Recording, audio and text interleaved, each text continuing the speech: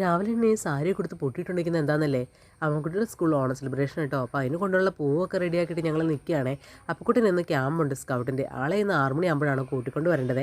അപ്പോൾ ഇറങ്ങിയപ്പോൾ തന്നെ ഒരു മഴ പണിയൊന്നും കേട്ടോ. ഉള്ള പുട്ടിയൊക്കെ ഒലിച്ചു പോകുന്നതാണ് വിചാരിച്ചത്. അങ്ങനെ ഓട്ടോ പിടിച്ച് ഞങ്ങൾ സ്കൂളിലെത്തിട്ടോ. സ്കൂളിലെത്തിയപ്പോഴത്തേനും നമ്മുടെ കൂട്ടുകാർക്കെല്ലാം ഭയങ്കര സന്തോഷമാണ് എന്നെ കണ്ടപ്പോഴത്തേക്കിന്. കൂട്ടുകാർ ഒന്ന് വിശേഷമൊക്കെ പറയുന്നുണ്ട് കേട്ടോ. വീഡിയോ ഒക്കെ കാണാറുണ്ട്, വീഡിയോ ഒക്കെ വളരെ നല്ലതാണെന്നൊക്കെ പറഞ്ഞേ. അപ്പോൾ അതിനിടയിൽ ഇത് നമ്മുടെ ഒരു സബ്സ്ക്രൈബർ ചേച്ചിയാണ് കേട്ടോ. ആളും ഞാനും തമ്മിൽ ഇവിടെ പി ടി എയിൽ ചേർന്ന നാൾ മുതലുള്ള പരിചയമാണ്. അങ്ങനെ ആളുമായിട്ട് നിന്ന് ഫോട്ടോയും സെൽഫിയൊക്കെ എടുത്തു കേട്ടോ. ഇത് നമ്മുടെ ഒരു കുട്ടി സബ്സ്ക്രൈബറാണ് കേട്ടോ. ആൾ അമ്മക്കുട്ടിയുടെ കൂട്ടുകാരിയാണ്. അപ്പോൾ ആളുമായിട്ട് നിന്ന് ഫോട്ടോയൊക്കെ എടുത്തേ. മക്കൾക്കൊക്കെ നമ്മുടെ വീഡിയോ ഇഷ്ടമെന്ന് പറയുമ്പോൾ തന്നെ ഒരു സന്തോഷമല്ലേ. അങ്ങനെ കുട്ടികൾ തന്നെ പൂക്കളൊക്കെ റെഡി ആയിക്കൊണ്ടിരിക്കുന്നുണ്ടോ. അവർ തന്നെ വരച്ചൊരു ഡിസൈനാണ് കേട്ടോ. ഇത് വളരെ നന്നായിട്ടുണ്ട്. അപ്പോൾ എന്നാൽ പിന്നെ നമ്മൾ വന്നതല്ലേ, നമ്മുടെ ഭാഗം എന്തെങ്കിലും ഇരിക്കട്ടെ എന്ന് കരുതിയിട്ട് ഒരു വള്ളം വരച്ചു കൊടുത്തു കേട്ടോ. വള്ളം ഒട്ടും വലുതല്ലെങ്കിലും ഉണ്ടല്ലോ, അതിൻ്റെ തുഴ ഇച്ചിരി വലുതായിപ്പോയേ. അങ്ങനെ ഒരു വള്ളവും തുഴയൊക്കെ വരച്ചു കൊടുത്തിട്ട് നമ്മളിങ്ങനെ ഇരിക്കുകയായിരുന്നേ. അപ്പോഴാണ് കേട്ടോ സ്റ്റേജിലേക്ക് എല്ലാവരും ചെല്ലാൻ പറഞ്ഞത്. അങ്ങനെ സ്റ്റേജിൽ ചെന്നപ്പോൾ അവിടെ 2 മാവേലിമാരുണ്ടായിരുന്നു കേട്ടോ. അങ്ങനെ മാവേലിമാരോടൊപ്പം നമ്മൾ കുറേ നേരം നിന്ന്. എന്നാൽ പിന്നെ മാവേലിമാരെ കണ്ടാലേ അവരോടൊപ്പം നിന്നൊരു സെൽഫി എടുത്തേക്കാമെന്ന് വിചാരിച്ചു കേട്ടോ. അങ്ങനെ മാവേലിയോടൊപ്പം നിന്ന് നമ്മളൊരു സെൽഫിയൊക്കെ എടുക്കുന്നുണ്ട് കേട്ടോ. അപ്പോൾ മാവേലി ഞങ്ങൾക്ക് എല്ലാവർക്കും ഓണാശംസകളൊക്കെ പറഞ്ഞേ. അതിനുശേഷം ഞങ്ങൾ തിരികെ ക്ലാസ്സിലേക്കാണ് കേട്ടോ പോയത്.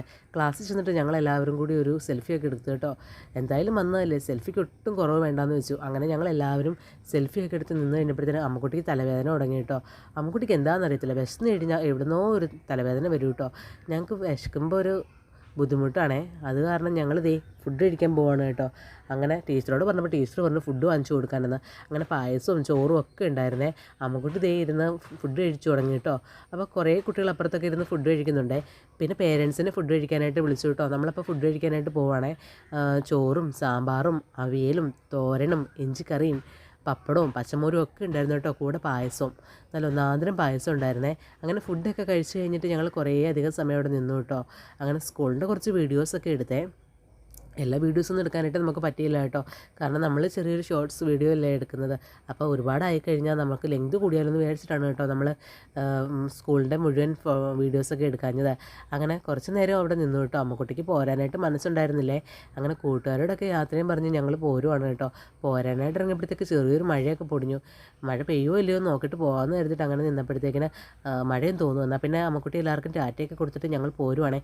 നമ്മളിപ്പോൾ ഒരു ഓട്ടോ പിടിച്ചിട്ടാണ് കേട്ടോ പോരും. നമുക്ക് വീട്ടിലേക്ക് 1.5 കിലോമീറ്റർ ഉണ്ട്. അപ്പോൾ നമ്മുടെ വീഡിയോ ഇഷ്ടമെങ്കിൽ സബ്സ്ക്രൈബ് ചെയ്യണേ. Tata, bye bye.